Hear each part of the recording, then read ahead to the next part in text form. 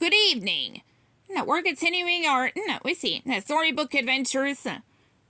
Let's see what Scooby-Doo. Tonight's story is The Phantom Cowboy.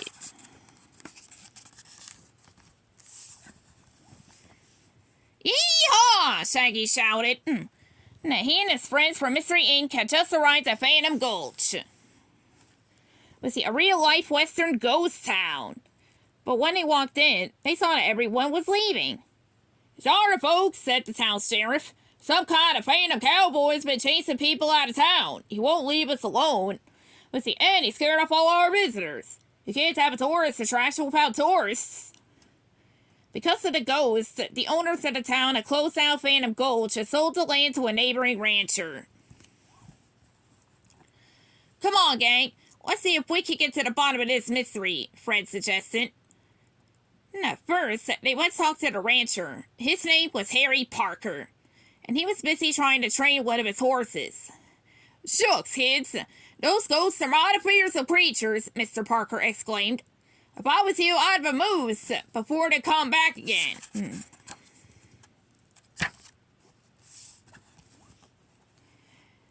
Despite Mr. Parker's advice, the kids wanted to investigate. The boys decided to check out the saloon. Fred and Scooby, looked around in the restaurant while Shaggy went upstairs to see if somebody had left a clue in one of the boarding rooms. Suddenly, the Phantom Cowboy came charging down the stairs riding his buffalo. That's it right there. Zoinks, it's a ghost! Run! Shaggy cried. He ran down the stairs as fast as he could. The Phantom Cowboy spun a lasso over his head. He was trying to rope Shaggy in. Run, Raggy, run! Scooby hollered.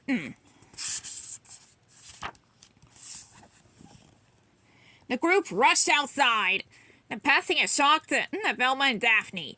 After a few tries, the Phantom Cowboy caught Shaggy with his lasso. Like help! Cried Shaggy as the cowboy's buffalo pulled him away from his friends. Fred and Scooby-Doo raced behind the Phantom Cowboy, trying to rescue Shaggy. But the buffalo was fast. The cowboy turned and pointed at the rest of the gang. Leave here now, he called in a booming voice, or I'll come back and get y'all. Now, Scooby was determined to save his best friend. It didn't take long for him to chase Shaggy's scent. He bounded down the street and quickly found a clue. Shaggy's peanut butter and jelly sandwich. Rishri! He exclaimed. The gang cautiously followed, Scooby, to an old bakery and a tailor shop. If Shaggy was inside one of them, then the ghost could be nearby too.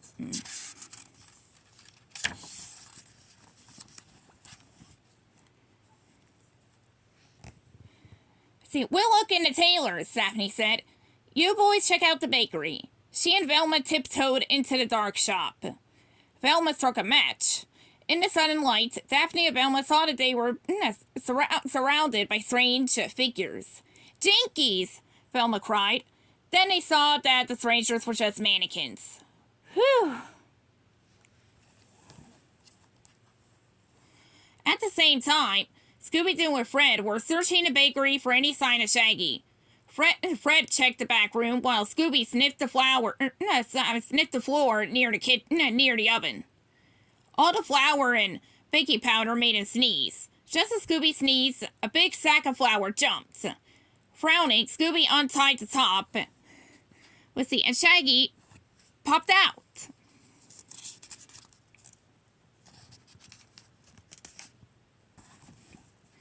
The gang regrouped outside. Now that everyone is back, let's find those ghosts, Fred said. But the ghosts found them. Out of the darkness emerged a scary rider on his fearsome buffalo. The kids barely had time to run as he barreled toward them. The ghosts, didn't let up, until they chased, the kids all the way back to the mystery machine. When he thought he had finally scared them away, the cowboy reared up on his buffalo and rode off. But Fred and the girls weren't about to give up so easily. There's got to be a logical explanation for this Phantom Cowboy mystery, Velma exclaimed. The only way, we'll get to the bottom of this is by catching that ghost. And I got an idea how we could do it, Fred declared. He looked at Shaggy and Scooby. Of course, we'll need some bait.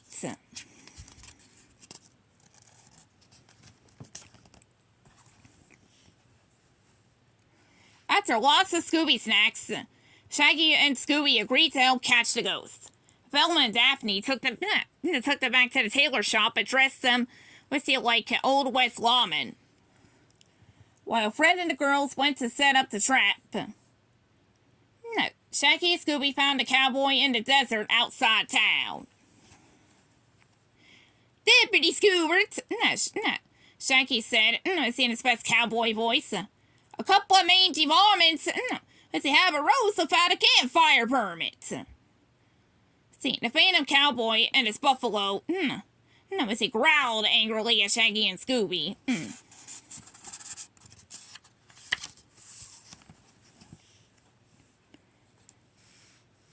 Run, Scooby-Doo! Shaggy shouted, taking off. With the Phantom Cowboy and the buffalo following close behind, the pair fled through the desert, over brambles and around big boulders. They started climbing a small hill nearby. The ghost stayed right with them, and Shaggy and Scooby were quickly running out of steam.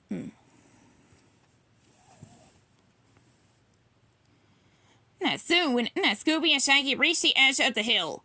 They were trapped. The Phantom Cowboy laughed with evil delight. I told y'all to bear moose from these here parts, he said with a grin. Now it's too late.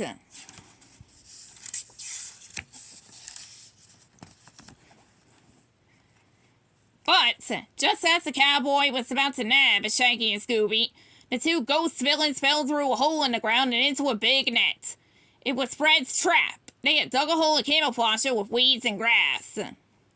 Now let's see who is behind this mystery, Fred said, pulling the mask off the captured Phantom Cowboy. It was Mr. Parker. Oh, who would have guessed? He scared away all the people at Phantom Gulch so he could buy the property for a cheap price, Velma explained as the state troopers took Mr. Parker away. He was going to sell the town for a huge profit to a big company. I would have gone away for two if it weren't for you meddling kids, Mr. Parker sneered. The town was returned to its rightful owners, and soon visitors started coming back. You kids are real Western heroes, the sheriff said. It's easy with a partner like Scooby-Doo, Shaggy exclaimed.